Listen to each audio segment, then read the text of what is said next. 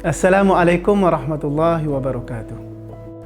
Setiap mukmin pasti berimpikan untuk memasuki syurga Allah Subhanahu wa taala. Dan nilaian syurga itu bergantung kepada kualiti kehidupan kita di muka bumi ini. Apakah amalan-amalan yang telah kita lakukan? Dan seperti yang kita sedia maklum, solat adalah tiang agama, dan solat juga merupakan perkara pertama yang akan dihitung di akhirat kelak. Tetapi ini tidak menidakkan bahawa kita mengabaikan perkara-perkara atau amalan-amalan yang lain. Islam amat menuntut manusia untuk melakukan kebaikan-kebaikan yang lain juga. Sedekah antaranya. Sedekah merupakan satu tuntutan di dalam agama Islam kerana ianya akan membantu perkembangan ekonomi setempat. Sedekah ini adalah kita mengeluarkan hak kita, kemampuan kita, wang ringgit kita ataupun apa sahaja perkara yang membantu kepada orang lain. Dengan bersedekah, kita juga menyucikan harta kita kerana kita jelas di dalam harta kita, di dalam hak kita terdapat hak orang lain. Di dalam rezeki kita terdapat rezeki orang lain. Maka umum mengetahui bahawa kita perlu mengeluarkan sedikit sumbangan untuk kita membantu kehidupan orang lain.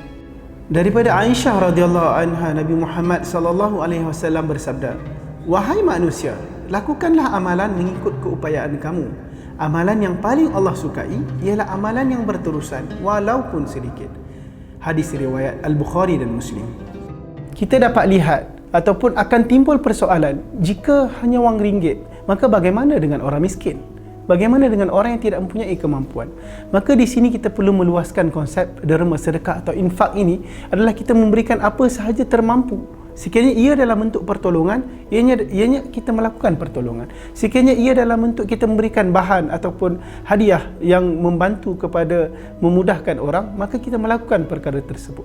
Dan sekiranya kita miskin, sekiranya kita hanya mempunyai wang RM2, dalam keadaan kita hanya mempunyai wang RM2, jika kita mengeluarkan RM1 untuk memberikan kepada orang, sangat berbeza keadaannya dengan kita mempunyai RM1,000 tetapi kita mengeluarkan RM1. Nilaian itu sangat tinggi di mata Allah Subhanahu wa taala. Maka kita perlu tanamkan dalam diri kita semangat ataupun berjiwa yang besar untuk kita mengeluarkan hak yang ada pada kita. Sebagai kesimpulannya, marilah kita merancang untuk kita mengeluarkan derma ataupun sedekah ini secara konsisten. Kita perlu merancang untuk melakukan perkara ini.